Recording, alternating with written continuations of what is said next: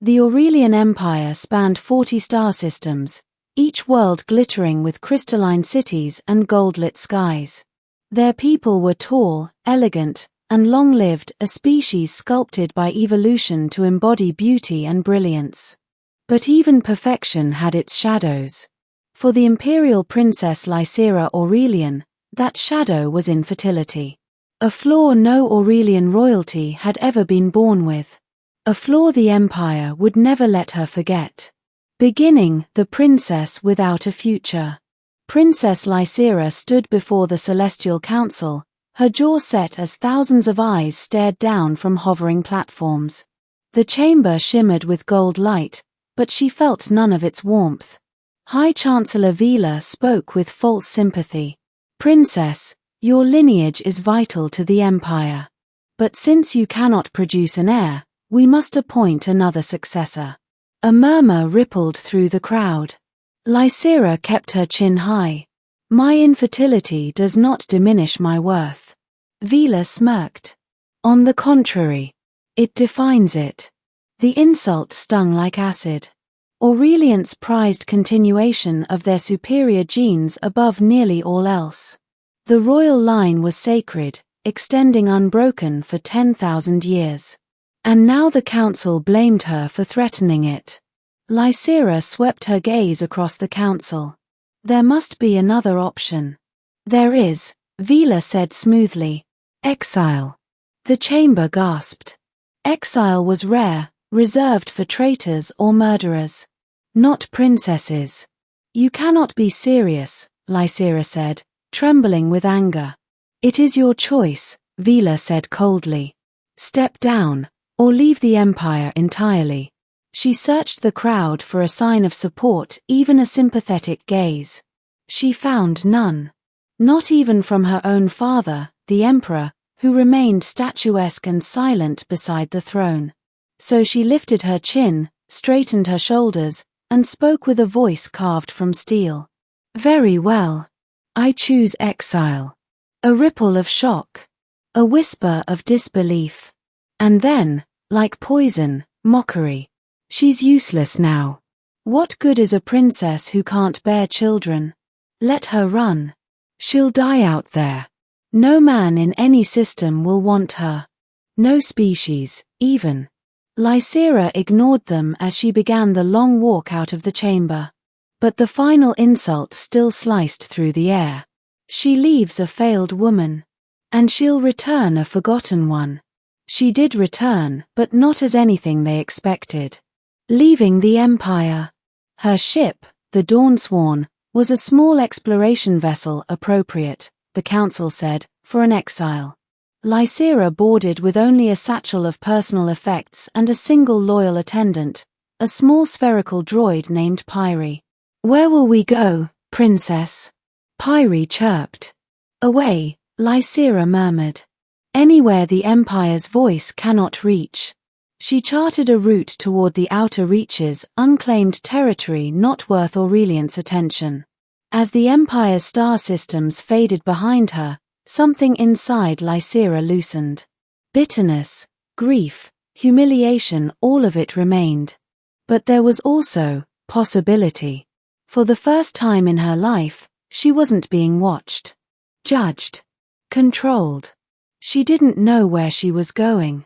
But she would build a life of her own choosing. Even if it destroyed her. Crash landing on Terra 9. Weeks later, a solar storm shredded the Dawnsworn's navigation systems and forced an emergency descent onto an uncharted world. Terra 9. Forest. Rivers. Strange moonlight. And no signs of advanced civilization. Her ship plowed through the canopy and crashed deep into a valley.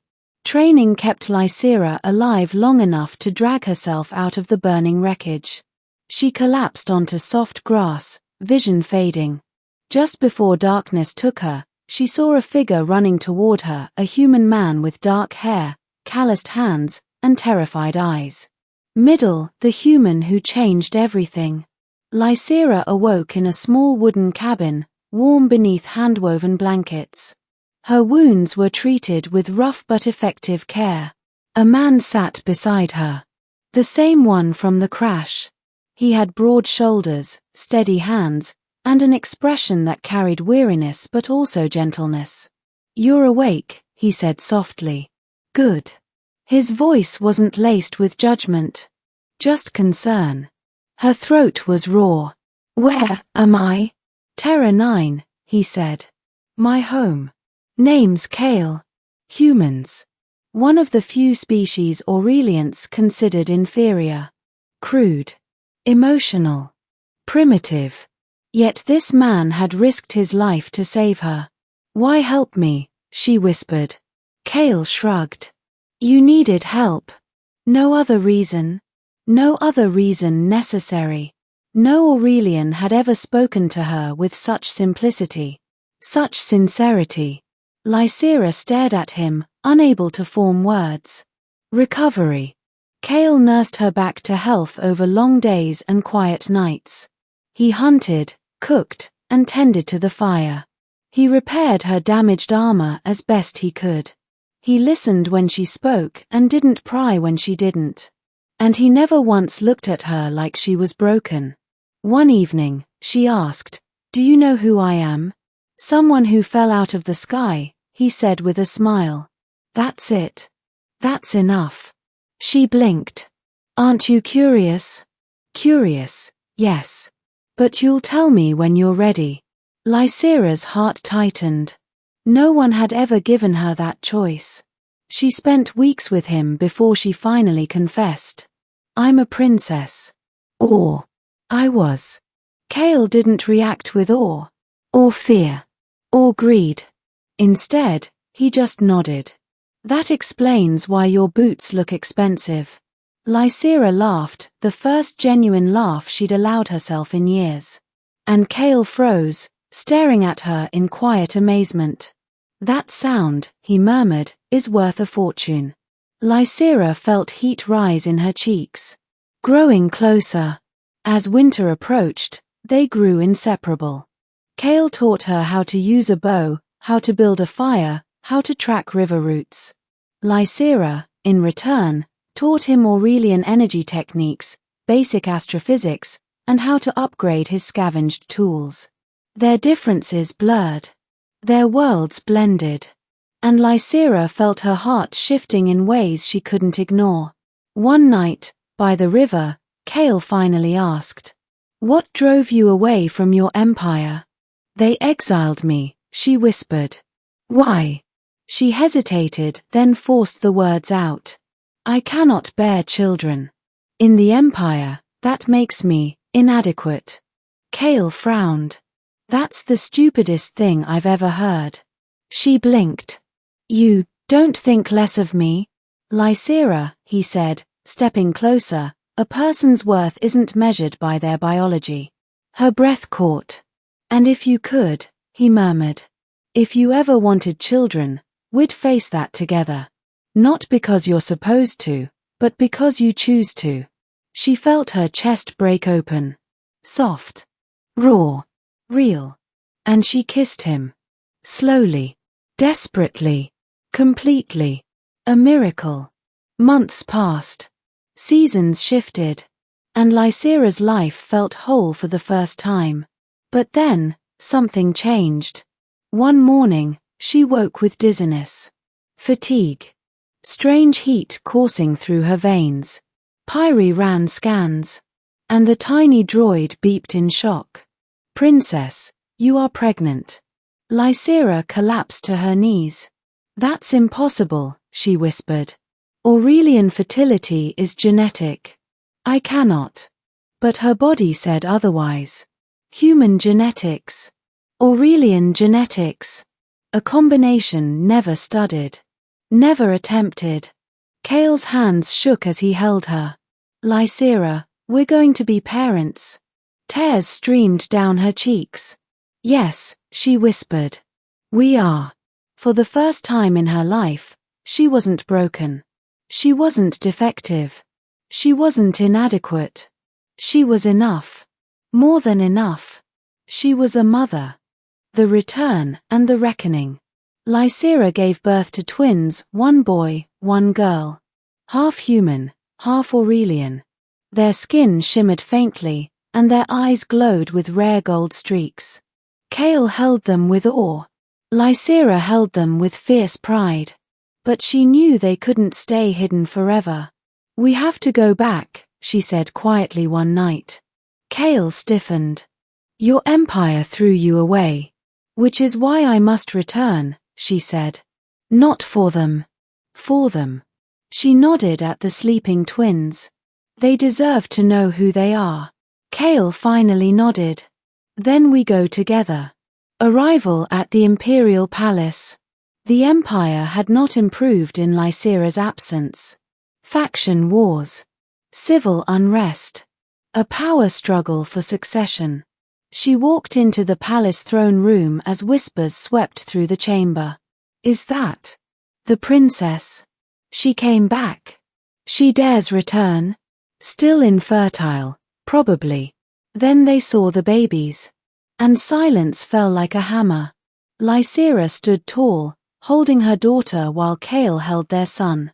High Chancellor Vila snarled from the council dais. "What is this mockery? You return with hybrids?"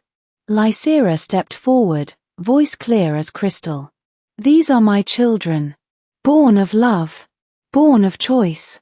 Born possible because your science was wrong." Gasps rippled across the hall. She continued. "You mocked me. Exiled me. Called me worthless. But I returned with proof that my value was never yours to decide." Kale stepped beside her, steady as a mountain. "And if anyone threatens my family," he said softly, "they will regret it." Vila turned purple with rage. "How dare you bring outsiders into our..." "Enough." The Emperor finally rose. For the first time in Lysera's memory, he didn't look at her with political calculation. He looked at her with tears. "My daughter," he whispered. "Forgive me." Lysera's breath hitched. "You were never broken," he said. "I allowed the council to rid us of the child I should have loved better. I was a coward." Lysera stepped closer to him, her children in her arms. "You can start making amends," she murmured, "by accepting them as your grandchildren." He fell to his knees. "I accept them. And they will inherit the empire." Vila exploded. "You cannot." "Silence," the Emperor boomed. "Lysera will be empress. And her children will be heirs." The council froze. Kale blinked at Lysera. "Empress." Lysera squeezed his hand. "Only if you stand with me." "Then I stand," he whispered. Ending a new future for the empire. The coronation took place 1 month later. Lysera, once mocked, exiled, and discarded, now stood crowned empress of the Aurelian Empire.